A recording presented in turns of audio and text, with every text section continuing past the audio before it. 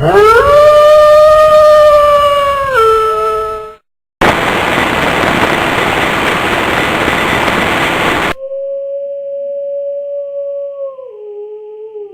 the Wolf Time.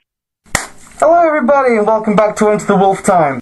Today, what I'm going to be showing you is the other project that I didn't show you last episode. This is the commission by one of my friends from Games Workshop, and it's pretty challenging, I've got to say. The reason for that is there's a lot of green stuff work, there's some models that I've not really worked with that are going into this. I'd also like to apologise for not getting up a video on Monday or whenever it was. I've, in truth, lost track of when I'm supposed to be putting videos up now. So if any of you can remind me when they come up, that would be really good.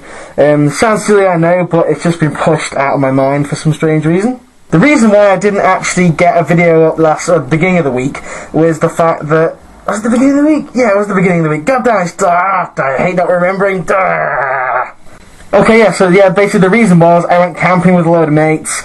Actually, I went camping with one of the guys that does a lot of my music for my older episodes when I do the speed paint and stuff. So yeah, it was a really good time actually. Yeah, again, sorry that I didn't get one up. So yeah, this is the melee, which what has been going on before I went camping to start off the miniature that I'm doing. Basically, here it is. I am building Colex Sun Eater. I think this is from the Beastmen Codex, but I'm not entirely sure. He kind of just gave me this page. I mean, he does look fairly Beastmanish, and so does the weird thing on the other side. Skylia Affengrim, whatever that is. I don't really care. I mean, it's got a square base. It's Warhammer Fantasy, bleh. But no, I did say that I wanted to make it for him because I wanted something that was a bit challenging. So yeah, without further ado, I'll show you what I've done. Now, bear with this at the moment, it is still in its very early stages. Basically, my good friend, he decided to supply me with a Warhammer Fantasy Giant and the torso of a Lord of the Rings dragon. We actually got this out of a skip behind Games Workshop and they were throwing a load of stuff away, so it'll serve us right for not giving us free stuff, so we just went and stole it. Yeah, as you can see, I have obviously the back end of the dragon. Keeping it quite the same as the picture here. I mean, it might be a bit too long, but once I've bulked out the body with the armour and stuff, it shouldn't look too bad. We've got the top torso of a giant, legs and stuff, not going to use, because it just looks silly. What I think I'm going to do with this, I'm going to, because he's quite saggy, this giant, quite saggy, so I'm probably going to take my Dremel and I'm going to trim the fat off his... I'm going to trim the fat off his sides, just to make him look a bit slimmer. To get this on, I basically just got 2 lumps of green stuff, one at the back, one at the front, and just squoze it on top. I sculpted a bit of green stuff around here, just to basically mould upwards. The plates and stuff here, these basically made by me rolling out green stuff and leaving it overnight, to dry. I actually have some here.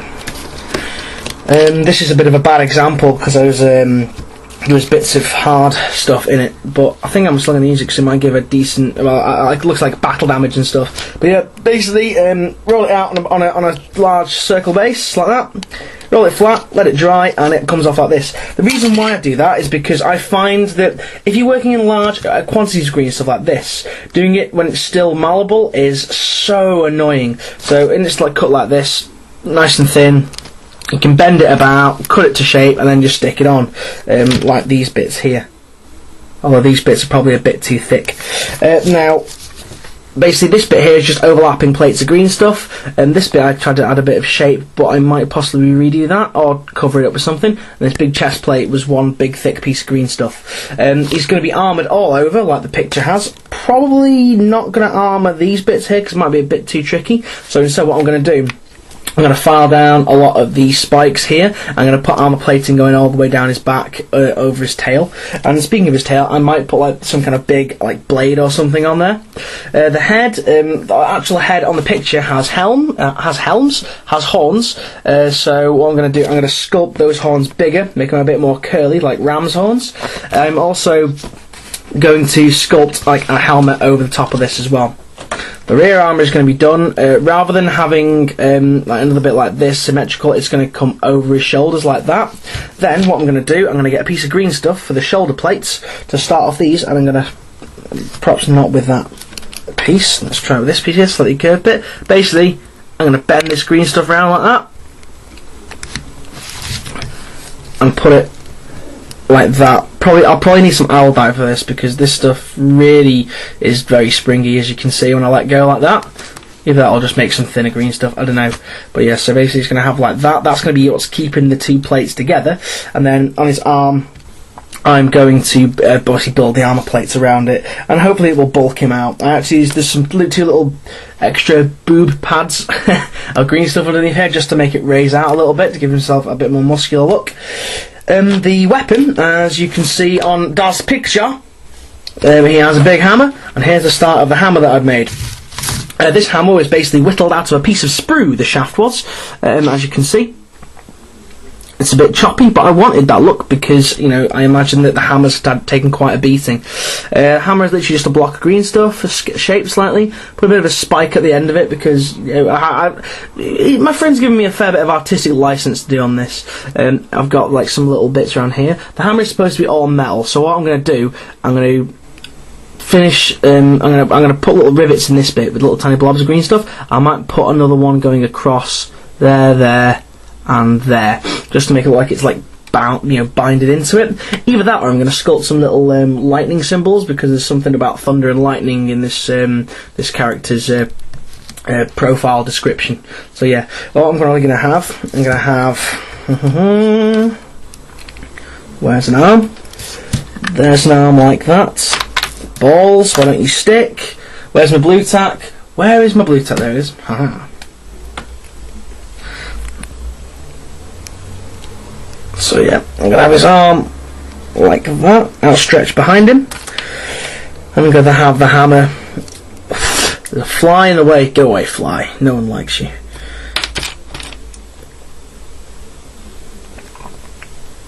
That's the wrong arm. Oh my god. I can't find the arm that I was using, but he's probably going to have the hammer like that, holding it quite high up. I was either thinking that, or have it like this in this arm and have the hammer like that, or I might just completely hack up the arms and reposition him. However, on the picture, if you notice, he has lightning in his hand there, as if he's like, you know, channeling it. So I was thinking one of two things. I'm going to either have this hand like this, outstretched. Obviously he's going to be all armour plated and stuff like that. Let's get rid of that hand. So it's going to be like that. Again, I'm probably going to resculpt it, but not going to resculpt it, reposition the arm. So I'm going to might have like a little, like I did on my Rune Priest, where he's got the orb of lightning. Might have that effect, or use that other hand again, which is like clasped around stuff, and I might make it like a little lightning bolt, as if he's about to, you know, as if he's just holding one, which would be quite cool, a bit of Thorish. So yeah, that's it. Another one. I was just going to have him holding this guy.